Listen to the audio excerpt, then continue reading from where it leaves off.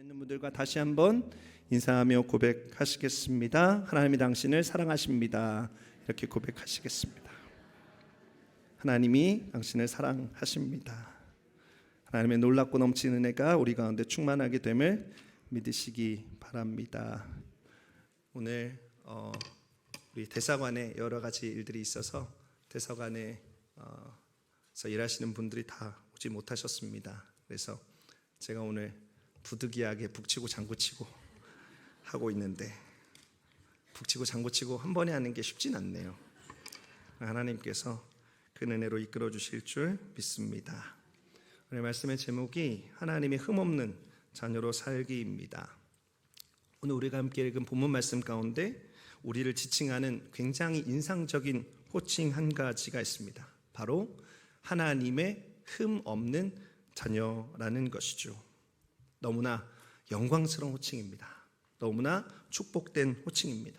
그 호칭이 15절에 있는데요, 다시 한번 15절 말씀 보시겠습니다. 이는 너희가 흠이 없고 순전하여 어그러지고 거스르는 세대 가운데서 하나님의 흠없는 자녀로 세상에서 그들 가운데 빛들로 나타나며. 하나님의 흠없는 자녀. 우리 하나님은 거룩하신 하나님이시죠. 그 거룩하신 하나님이 우리들에게 내가 거룩하니 너희도 거룩하라 말씀하셨습니다. 이 거룩함이 흠이 없다라는 것과 깊은 관계가 있다라고 할 수 있죠. 그럼 다시 한번 오늘 말씀 제목 보실까요? 하나님의 흠 없는 자녀. 여러분, 하나님의 흠 없는 자녀로 산다라고 하는 것, 여러분 이게 쉬운 일일까요? 어려운 일일까요? 어떻게 생각하면 참 쉽지 않게 느껴집니다. 왜 그렇습니까? 우리가 살아가는 이 세상이, 하나님의 흠없는 자녀로 살아가야만 하는 이 세상이 15절에 있는 표현대로 어그러지고 거스르는 세대가 되었기 때문입니다. 하나님의 뜻에서 벗어나서 사악하고 무정하고 뒤틀리고 타락한 세대가 오늘 세상입니다. 여러분, 이 세대가 얼마나 하나님을 거스르는지, 이 세대가 하나님의 뜻에서 얼마나 어그러졌는지 제가 따로 설명드리지 않아도 여러분이 피부로 느끼고 계시리라고 생각합니다. 이제 우리 주변에 아주 가까이 그런 일들이 참 많이 일어나죠. 특별히 어린아이를 키우는 부모들이라면 더 실감하리라고 생각합니다. 여러분, 이런 세대 가운데 우리가 우리 아버지신 하나님 앞에서 흠없는 자녀로 살아야 하지만, 또 한편 세상 앞에서도 그렇게 인정받아야 되는 사명이 있죠. 방금 읽었던 15절 말씀에도 하나님의 흠없는 자녀로 세상에서 그들 가운데 빛들로 나타나며 이렇게 되어 있습니다. 여러분, 우리가 하나님 앞에서 하나님께 흠없는 자녀로 인정받는 것, 어떻게 생각하면 어렵지 않다라고 느낄 수 있습니다. 사실 하나님의 기준은 굉장히 높죠. 하나님께서 우리들에게 흠 없다라고 하는 기준은 굉장히 높긴 하지만 하나님께서는 우리를 뜨겁게 사랑하십니다. 그리고 우리가 연약해도 우리로 네가 흠 없다, 온전하다라고 여겨주시는 것이죠. 또 우리가 흠 없이 살아갈 수 있도록 언제나 성령으로 우리들의 삶을 인도해주고 계십니다. 하지만 아주 실질적으로 우리가 세상 앞에서 하나님의 흠없는 자녀로 살아간다라는 것을 인정받는 것은 쉽지 않습니다. 때로 너무 어렵게 생각되죠. 왜 그렇습니까? 첫 번째는 내가 연약하기 때문이고, 두 번째는 우리가 거룩하게 살려고 힘쓰고 노력해도 악한 세상이 우리의 그 선한 의도를 이용하거나 때로 비웃거나 인정하지 않기 때문입니다. 여러분, 그러면 우리가 포기해야 될까요? 여러분, 우리가 절대 포기해야 돼서는 안 됩니다. 분명 힘들고 어려운 길일 수 있죠. 하나님의 흠없는 자녀로 살아간다라고 하는 것에서 때로 회의가 들고 때로 지치고 그만두고 싶을 때가 있습니다. 그러나 사랑하는 성도 여러분, 기억하십시오. 절대 포기해서는 안 되는 길입니다. 왜냐하면 우리를 사랑하시는 하나님의 명령이기 때문이고, 우리를 위해서 자기 목숨을 아끼지 아니하신 예수 그리스도의 십자가의 대속의 죽음이 헛된 것이 아니기 때문입니다. 하나님께서 반드시 그렇게 하실 것이기 때문입니다. 오늘 함께 말씀을 나누며 하나님의 흠없는 자녀로 살기를 다시 한번 우리들의 마음을 추스리는 은혜 있게 되시기를 예수님의 이름으로 축원드립니다. 오늘 말씀을 함께 나누며 그렇게 살아갈 수 있는 힘과 용기를 다시 회복하는 저와 여러분 되시기를 예수님의 이름으로 축원드립니다. 자, 빌립보서 2장 12절 말씀부터 함께 보시겠습니다. 그러므로 나의 사랑하는 자들아, 너희가 나 있을 때뿐 아니라 더욱 지금 나 없을 때에도 항상 복종하여 두렵고 떨림으로 너의 구원을 이루라. 그럼 먼저 이 12절의 앞부분에 있는 말씀을 보시면, 그러므로 나의 사랑하는 자들아, 너희가 나 있을 때뿐 아니라 더욱 지금 나 없을 때에도 항상 복종하여, 이렇게 되어 있습니다. 여러분, 성경에서 빌립보 교회는 복음에 헌신된 교회였습니다. 그러나 이 말씀을 보면 순회 사역자였던 바울이 빌립보 교회를 떠나고, 또 바울이 감옥에 갇혀 있기 때문에 빌립보 교회를 방문하는 것이 불가능했을 때 빌립보 교회 성도들의 열심에 다소 흔들림이 있었던 것 같습니다. 여러분, 누구나 그렇죠. 여러분, 이것은 모든 사람에게 있는 본능과도 같다라고 생각합니다. 여러분, 아이들이 너무 영리합니다. 그래서 부모가 나를 보고 있는지 나를 보고 있지 않은지 다 알고 있습니다. 그래서 부모가 보면 아이들은 참 착하디 착한 아이로 변합니다. 그런데 부모가 보지 않으면 때로 마음속 깊은 곳에 있었던 무언가가 솟아나는 것을 볼 때도 있습니다. 그래서 부모는 항상 내 아이를 향해서 우리 아이는 절대 그런 아이가 아니에요 라고 하지만, 사실 부모가 알아보는 모습이 그 아이의 모습의 전부가 아닐 수도 있습니다. 그래서 사실 부모가 없을 때 옆에서 우리 아이들에 대해서 애정을 갖고 있는, 그것을 지켜보는 사람들의 이야기를 객관적으로 받아들일 필요가 있지요. 그게 내가 아는 아이의 모습과 다르다고 할지라도 겸손하게 받아들이고 내 아이에게 그런 모습이 있는지 관찰해 보는 것이 아이를 양육하는데 굉장히 중요한 지혜라고 할 수 있습니다. 아무튼 빌립보 교회도 그랬던 것 같습니다. 사도 바울이 있을 때에는 뜨겁고 신실하게 신앙생활을 했는데 사도 바울이 없으니 좀 나태해진 것이죠. 신앙생활이 해이해지고 어그러지고 거스르는 세대 가운데 실족한 성도들도 있었던 것 같습니다. 그런 빌립보 교회 성도들을 향해서 사도 바울은 감옥에서 편지를 쓰며 나의 사랑하는 자들아, 이렇게 부르고 있습니다. 사도 바울은 권면을 하기 전에 그들이 예수 그리스도의 사랑을 받은 자라는 것을 확인시켜주고 있습니다. 그리고 앞으로 모든 권면이 그 예수님의 사랑 가운데 이루어지고 사랑으로 완성될 것임을 상기시켜주고 있는 것이죠. 자, 이렇게 사도 바울이 빌립보 교회 성도들을 사랑의 호칭으로 부르면서 하는 권면의 핵심은 무엇입니까? 여러분, 12절 말씀을 다시 보시면 12절 말씀의 하반부에 너희 구원을 이루라, 이렇게 되었습니다. 사도 바울이 예수님의 사랑으로 빌립보 교회 성도들에게 너의 구원을 이루라라고 말하고 있는 것이죠. 여러분, 이게 무슨 뜻입니까? 목사님, 구원은 받는 것 아닙니까? 구원을 이룬다라고 하는 말 무슨 뜻입니까? 이렇게 질문할 분도 있으실 것입니다. 그럼 제가 이전에 한번 설명드린 일이 있습니다. 아마 기억나시는 분도 있으시겠죠. 여러분, 우리가 잘 아는 대로 구원은 받는 것입니다. 그럼 구원의 주체는 내가 아니죠. 그럼 구원의 주체는 하나님입니다. 그래서 사실 내가 구원받았네 아니네, 혹은 다른 사람을 향해서 네가 구원받았네 아니네 말할 수 있는 권한은 우리들에게는 없습니다. 구원은 전적으로 하나님이 우리에게 주시는 은혜이기 때문이죠. 그러므로 우리가 누구의 구원 여부를 판단하는 것은 굉장히 조심스러운 부분입니다. 그저 하나님의 약속의 말씀에 의지해서 판단할 뿐이죠.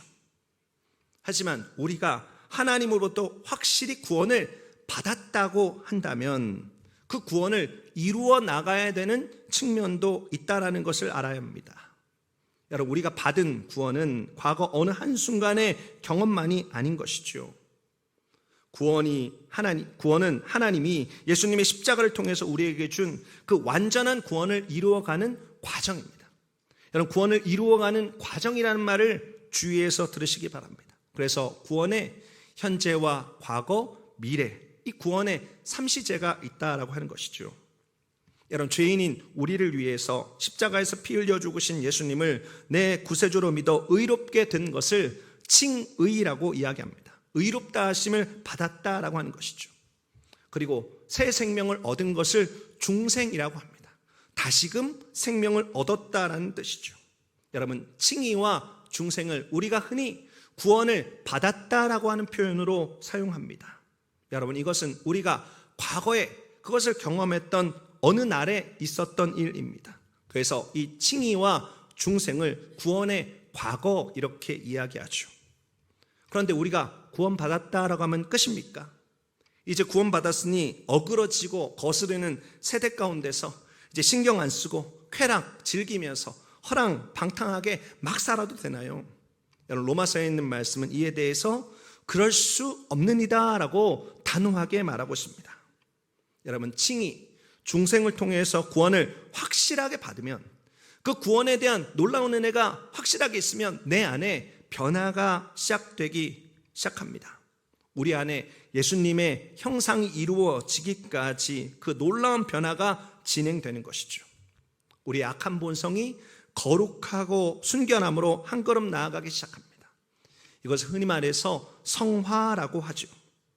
그리고 이 성화의 과정은 굉장히 긴 과정입니다. 그리고 이 성화의 과정 속에서 우리의 거룩한 몸부림이 있게 되는 것이죠. 여러분, 이 과정 가운데 오랫동안 우리들 가운데 있었던 죄악의 습관들이 자꾸만 우리들의 삶에 어려움을 줍니다. 우리 가운데 있었던 옛사람의 모습들이 자꾸만 우리 가운데 부대낌을 주는 것이죠. 그래서 신앙생활을 하면서 구원은 참 기쁨으로 받은 것 같은데 왜 이렇게 그리스도인으로 사는 것이 힘든가라는 소리가 저절로 나오게 됩니다. 그저 초신자 때는 구원받았다, 하나님의 자녀가 되었다, 천국 간다, 이래서 신나고 또 신났는데 막상 신앙생활 해보니 하지 말라는 것도 많고 하라는 것도 많고 여간 고달프지 않은 것이죠. 예수 믿는 것 힘들구나, 이런 말이 나오게 되는 것입니다. 내가 예수만 안 믿었어도 성질대로 하는데 참아야 되는 것도 많고, 예수를 믿기 때문에 부담되는 것도 많고, 예수 믿는 것 때문에 때로 손해보는 것 같은 일들도 있습니다. 여러분, 어떻습니까? 예수 믿는 것 힘드시나요? 예수 믿는 것 힘들다면 여러분, 정상입니다. 여러분들이 잘 알고 계신 것입니다. 이 구원의 현재라고 할 수 있는 성화의 과정, 여러분, 이것은 때로 힘들게 느껴질 수 있습니다. 우리는 매일매일 넘어지기도 하고 쓰러지기도 하고, 하지만 다시 일어서는 몸부림의 과정을 거치면서 이게 언제 끝나나라는 생각이 들 수도 있습니다. 그러나 이 성화의 과정 속에 하나님께서 우리 안에 주시는 은혜가 있다고 하는 것이죠. 여러분, 이 은혜가 무엇입니까? 빌립보서 2장 13절에 있는 말씀입니다. 너희 안에서 행하시는 이는 하나님이시니 자기의 기쁘신 뜻을 위하여 너희에게 소원을 두고 행하게 하시나니. 여러분, 기억하십시오. 우리들의 삶 속에 성화의 과정은 굉장히 어렵게 느껴집니다. 그러나 우리가 거룩하게 되는 이 성화의 과정을 주도하시는 분도 우리 하나님이십니다. 내가 이 과정 속에 힘들고 내가 애쓰는 것 같지만 우리 하나님이 더 힘을 쓰고 계시고 더 애쓰고 계십니다. 우리 한 사람 변화시키기 위해서 하나님이 모든 힘과 모든 노력을 나에게 집중하고 기울이고 계시다라고 하는 것이죠. 여러분, 방금 읽었던 13절에 있는 말씀처럼 이 성화의 과정 속에 하나님은 우리 안에서 일하십니다. 천지와 만물을 지으신 놀라우신 하나님이 내 안에서 일하신다라고 하는 것이죠. 내 삶을 하나님의 뜻 가운데 변화시키기 위해서, 하나님의 모양과 형상으로 변화시키기 위해서 하나님께서 오늘도 열심히 일하고 계십니다. 그래서 결국 구원의 완성이라고 하는 하나님의 기쁘신 뜻을 이루기 위해서 우리들에게 계속해서 하나님은 소원을 주고 계신 것이죠. 여러분, 이 13절에 있는 말씀에서 소원을 주고 계신다. 여러분, 이 소원은 어떤 소원입니까? 여러분, 하나님께서는 우리들의 마음속에 이 성화의 과정 속에서 계속해서 동기부여를 해주십니다. 계속해서 소원을 주십니다. 이 소원은 무슨 소원인가? 바로 예수님 닮고 싶은 소원입니다. 또 예수님과 함께 하고자 하는 소원입니다. 여러분, 이 두 가지 소원이 내 마음속에서 계속해서 불같이 일어납니다. 구원을 받은 자의 삶 속에 이 소원이 꺼지지 않죠. 예수님 닮기 원합니다. 예수님과 함께 살기 원합니다. 그러면서 점점 이것이 내 인생의 가장 귀하고 귀한 것이다라는 것을 알게 됩니다. 이것이 내 인생의 목표가 되고 나의 모든 것을 잃는다고 할지라도 잃고 싶지 않은 내 인생의 가장 중요한 의미가 되는 것이죠. 그리스도인으로 오늘을 살면서 이 세상을 살면서 너무 힘들어서 포기하고 말지 라는 생각을 하면서 세상으로가 모든 것을 즐기고 그렇게 살아도 결국 구원의 확실한 체험이 있는 사람은 그 모든 일들 속에 허무함을 느끼게 되어 있습니다. 예수님이 아니고는 완전히 채워지지 않는 공허함이 있는 것이죠. 그래서 정말 구원을 받은 사람은 결국 다시 예수님 안에서 평안과 기쁨을 채우기 위해서 원래 자리로 돌아오게 되는 것입니다. 우리 하나님은 구원받은 우리를 결코 세상에 빼앗기지 않습니다. 우리 안에 계셔서 계속해서 예수님 닮고자 하는, 계속해서 예수님과 함께 살고자 하는 열정을 불러 일으키시는 것이죠. 여러분, 이 성화의 과정이 언제까지입니까? 이 성화의 과정은 그 구원의 완성, 영광의 때까지 우리가 주님 앞에서 잘하였도다, 착하고 충성된 종아, 칭찬받을 때까지 주님께서 우리 안에 주시는 찬란한 면류관을 쓸 때까지 계속되는 것이죠. 여러분, 그 구원의 완성, 영화가 우리들에게 보장된 미래입니다. 그것을 구원의 미래라고 할 수 있죠. 여러분, 제가 지금까지 구원의 3시제를 말씀드렸습니다. 칭의와 또 중생이 구원의 과거라면 성화는 구원의 현재입니다. 그리고 영화는 구원의 미래라고 할 수 있죠. 사랑하는 성도 여러분, 하나님의 흠없는 자녀로 산다라고 하는 것은 무엇입니까? 여러분, 이 구원의 3시제를 기억하며 오늘 말씀을 간직하십시오. 하나님의 흠없는 자녀로 산다라고 하는 것은 구원을 이루는 길을 주님과 함께 걷는 삶을 의미하는 것입니다. 그 과정 속에서 실족하지 않고 넘어지지 않고 끝까지 걷는 것이 바로 하나님의 흠없는 자녀로 살아가는 삶이다라고 하는 것이죠. 여러분, 이 길은 놀라운 축복의 길입니다. 완전한 구원을 받고 그 구원의 완성을 향해 달려나가는 승리의 길이다라고 하는 것이죠. 내 안에 계신 하나님께서 계속해서 소원을 주셔서 동기부여를 해주시고 힘 주시는 길입니다. 그리고 그렇게 살아가는 인생의 여정 속에서 우리는 어느새 내가 하나님의 흠없는 자녀로 변화되게 된 것을 경험하게 됩니다. 하나님께서 나를 보실 때도, 내가 스스로 내 자신을 볼 때도, 또 세상 사람들이 나를 볼 때도 내가 하나님의 자녀다라고 하는 것을 누구나 인정하는 아름다운 모습으로 성장하게 되는 것이죠. 사랑하는 성도 여러분, 이 구원을 향한 길, 이 영광스러운 길을 오늘도 걸어 나아가는 저와 여러분 되시기를 예수 그리스도의 이름으로 축원드립니다. 자, 14절 말씀 함께 보시겠습니다. 14절 말씀에 어떻게 되어 있습니까? 모든 일을 원망과 시비가 없이 하라, 이렇게 되어 있습니다. 여러분, 우리가 가지고 있는 한국말 성경에는 13절과 14절이 이어지는 것처럼 되어 있는데 사실 12절, 13절이 한 단락이고 14절부터 새로운 단락이 시작되고 있습니다. 혹시 영어 성경이 있으면 한번 보십시오. 영어 성경은 그것을 잘 나누어서 표현하고 있습니다. 여러분, 이 13절에 없이 하려고 하는 원망과 시비라고 하는 것이 어떤 것입니까?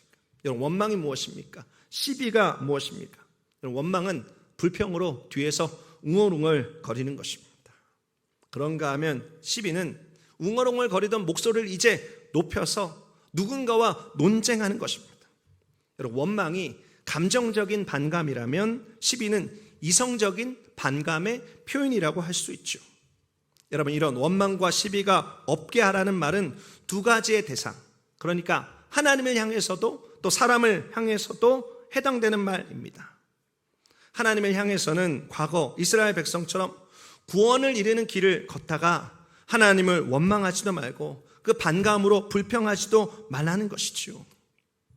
물론 우리가 너무 힘들 때 우리가 하는 한탄은 하나님께서 긍휼히 여겨주시지만 우리의 신앙생활들 속에 원망과 불평이 삶의 방식이 되면 하나님은 그것을 불신앙으로 여기십니다. 또 함께 신앙의 길을 걷는 성도 간에도 그러해야 된다라고 하는 것이죠.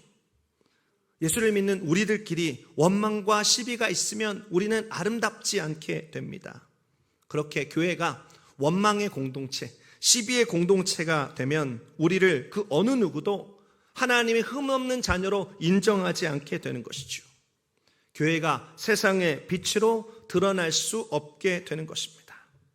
사랑하는 성도 여러분, 우리가 어떻게 이 신앙의 길을 걸으면서 힘들고 어려울 때마다 하나님을 향한 원망과 불평을 멈출 수 있습니까? 또 무엇으로 함께 살아가며 우리 안에 생기는 크고 작은 일들 속에서 원망과 시비 없이 할 수 있습니까?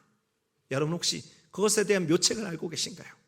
하나님께 원망과 시비하지 않는 법, 성도들끼리 원망과 시비하지 않는 특별한 지혜를 혹시 갖고 계십니까? 성경에는 곳곳에서 하나님에 대해서 또 사람 사이에 대해서 원망과 시비를 그치는 여러 가지 지혜들을 구체적으로 제시하고 있습니다. 그런데 저는 오늘 말씀 속에서 하나님과 사람을 향한 원망과 시비를 그칠 수 있는, 그래서 하나님께서 원하시는 하나님의 흠없는 자녀로 살 수 있는 결정적인 길이 있음을 발견하게 됩니다. 빌립보서 2장 16절 말씀을 함께 보시기 바랍니다. 생명의 말씀을 밝혀 나의 다름질이 헛되지 아니하고 수고도 헛되지 아니하므로 그리스도의 날에 내가 자랑할 것이 있게 하려 함이라.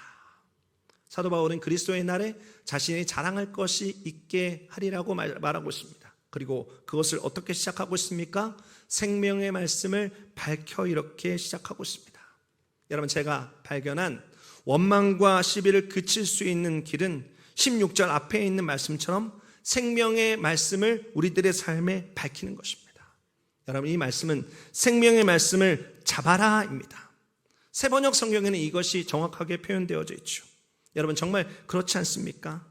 여러분, 우리가 어떤 일로 하나님을 향한 원망과 시비의 마음이 생깁니다. 하나님께 막 따지고 싶은 마음이 생깁니다. 여러분, 그 마음을 없게 하려면 어떻게 하면 됩니까? 성경 펴면 됩니다. 내 마음속에 하나님께 원망의 마음 들 때, 시비의 마음 들 때 성경을 펴면 하나님께서 나를 어떻게 사랑하셨는지, 하나님께서 나에게 무엇을 약속하셨는지, 그리고 그 약속한 것이 오랜 역사를 통해서 얼마나 정확하고 구체적이고 풍성하게 이루어졌고 오늘도 이루어지고 있는지를 발견하게 되는 것이죠. 여러분, 생명의 말씀을 붙들면 하나님을 향한 원망과 시비의 마음은 속히 사라지게 됩니다. 여러분, 성도들 사이에서도 마찬가지죠. 어떤 일 때문에 누군가를 향해서 감정적인 반감이 생겨나게 됩니다. 그래서 그 사람 불러서 따지고 싶은 마음이 생겨나게 됩니다. 그런데 무작정 그렇게 하면 어떻습니까? 100% 가지고 있었던 원망과 시비의 크기가 더 커지게 되었습니다. 무작정 그렇게 하면 원망과 시비는 자꾸만 커지고 점점 더 우리 공동체에 번져나가게 되어 있습니다. 왜 그렇습니까? 우리 안에 원망과 시비를 가름할 수 있는 정확한 기준이 우리 안에는 없기 때문이죠. 그래서 우리가 감정적으로 원망이 생겨 따지고 싶을 때 해야 되는 것이 있습니다. 무엇입니까? 여러분, 그것도 하나님의 말씀을 펴는 것입니다. 그래서 하나님의 말씀이 나에게 무엇이라고 하는지 듣는 것입니다. 아, 이런 말씀도 있구나. 아, 저런 말씀도 있구나. 내가 이 말씀을 인용해서 나랑 시비 붙을 사람 이겨야겠다. 여러분, 이것은 바른 태도가 아닙니다. 여러분, 이것은 말씀을 대하는 태도가 아니죠. 말씀을 이용하는 것입니다. 여러분, 우리가 해야 되는 것은 말씀을 펴서 이 말씀을 이용해 다른 사람을 공격하려는 마음을 갖는 것이 아니고 이 말씀으로 나를 살펴보는 것입니다. 아, 이때 옳은 것은 이렇게 하는 것이구나. 나를 향한 하나님의 뜻은 이것이구나 라는 것을 발견하는 것이죠. 여러분, 이렇게 성령의 말씀에 굳게 서면 성도들 사이에 있는 원망과 시비가 없어집니다. 원망과 시비로 서로를 죽이는 일들이 없게 됩니다. 서로 대화가 시작되게 되고 그것이 권면이 되어서 생명의 말씀이 서로를 흠없는 하나님의 자녀로 세우고 서로를 살게 하는 것이죠. 사랑하는 성도 여러분, 하나님의 흠없는 자녀로 산다는 것은 무엇입니까? 두 번째, 이 복된 진리를 기억하십시오. 그것은 생명의 말씀을 굳게 잡는 삶입니다. 여러분, 이 원칙을 여러분의 삶에 잘 적용해 보십시오. 여러분, 정말로 여러분의 말씀을 굳게, 여러분의 삶을 여러분의 말씀에 굳게 잡고 이 말씀대로 살아가는 훈련을 한번 해보시기를 바랍니다.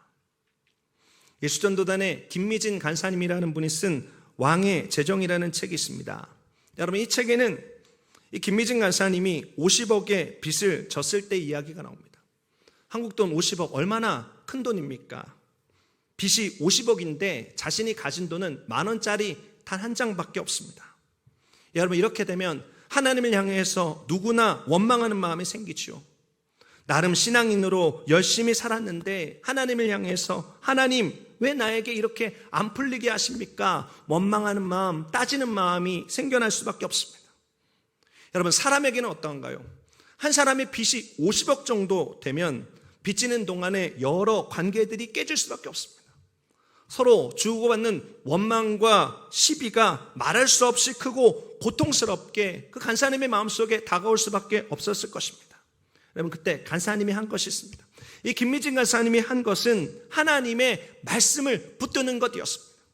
빚은 50억이고 내가 가지고 있는 돈은 10,000원짜리 한 장인데 이 김미진 간사님의 돌파구는 하나님의 말씀을 붙드는 것이었죠.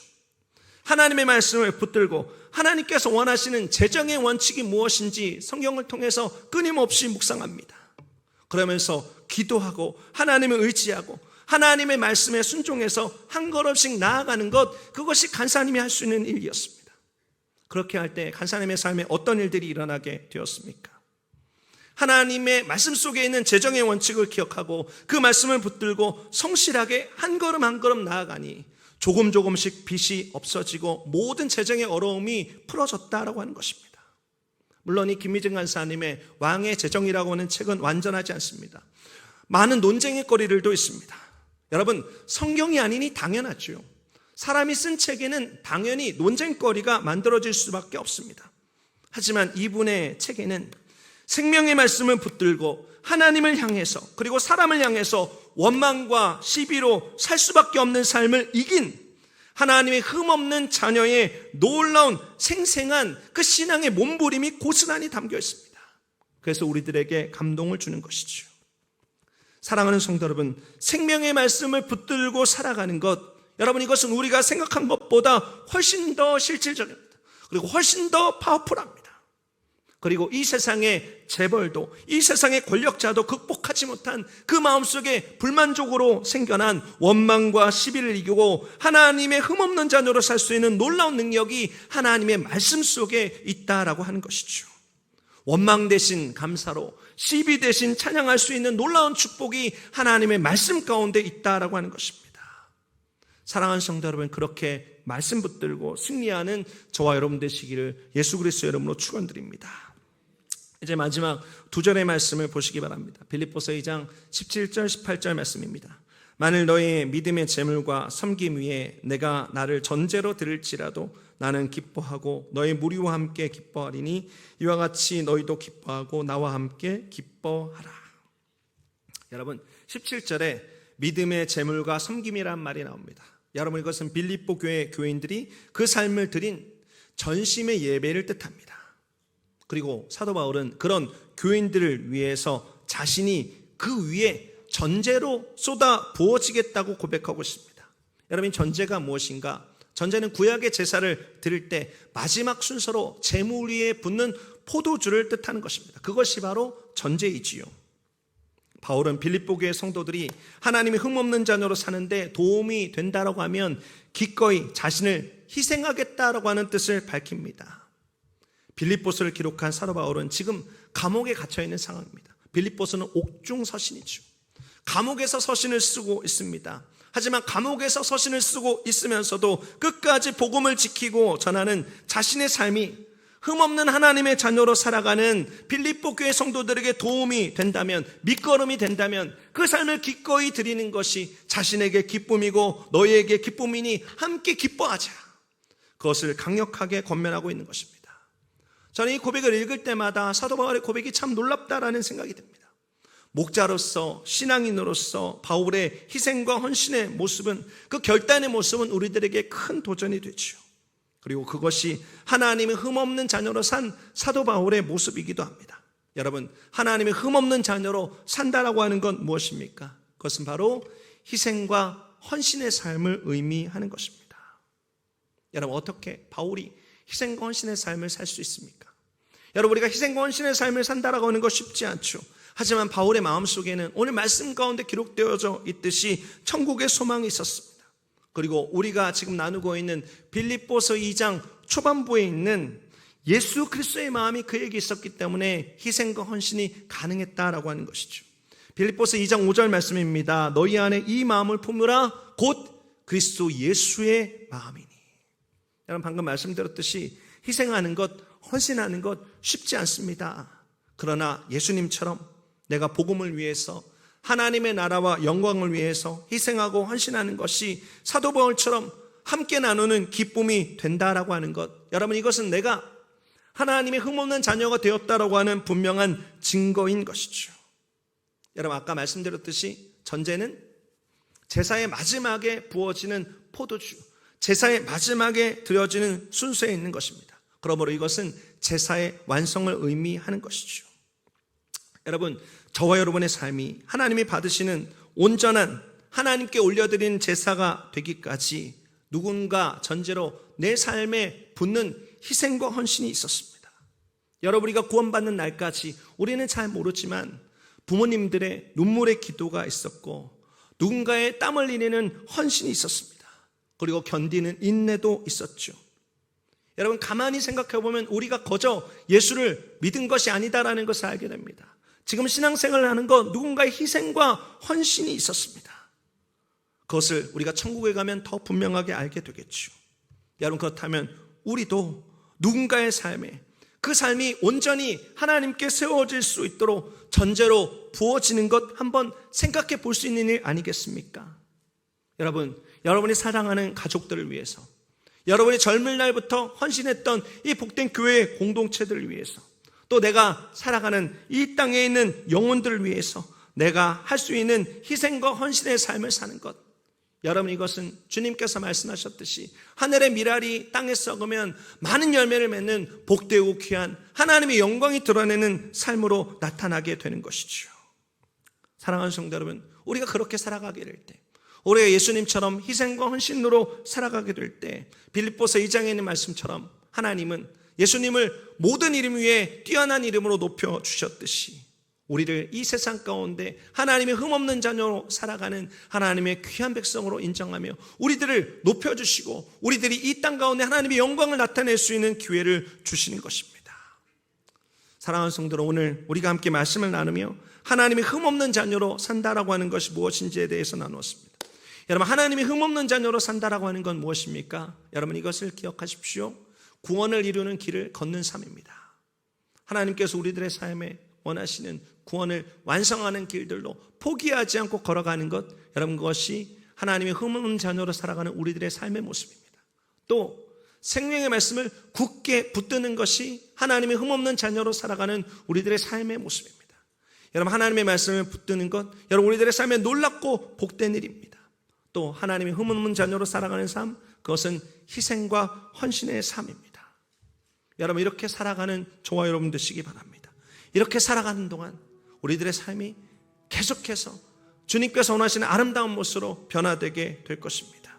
그리고 하나님의 사랑받는 아들로, 하나님의 사랑받는 딸로 그 축복받는 가운데 하나님께서 우리들의 삶에 부어주신 그 은혜의 날까지 우리들의 삶이 하나님께 아름답게 드려지게 될 것입니다. 그렇게 살아가는 저와 여러분 되시기를 예수 그리스도의 이름으로 축원드립니다.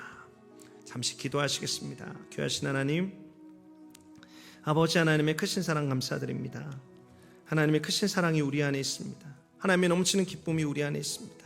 하나님, 우리가 하나님께서 기뻐하시는 흠없는 하나님의 자녀로 살기 원합니다. 하나님 우리를 붙들어 주옵소서. 우리들의 삶의 구원의 그 놀라운 여정들 속에 우리들의 걸음에 실족하지 않도록 하나님 붙들어 주옵소서. 우리가 생명의 말씀을 붙들고 그 말씀의 축복이 얼마나 큰지 매일매일 경험하며 우리들의 삶이 새로워지게 하여 주옵소서. 우리 삶에는 하나님을 향한 또 서로를 향한 원망과 시비가 그로 말미암아 그치게 하여 주시고, 하나님 기도합니다. 우리들의 삶에 하나님께서 기뻐하신 예수님을 닮은 희생과 헌신의 삶을 살기 원합니다. 그래서 세상이 높여주는 삶이 아니라 하나님께서 높여주는 삶으로 이 세상 가운데 나타나기 원합니다. 성령님 함께하여 주시고 붙들어 주옵소서. 하나님의 크신 사랑 감사드립니다. 존귀하신 예수 그리스도의 이름으로 기도드립니다. 아멘.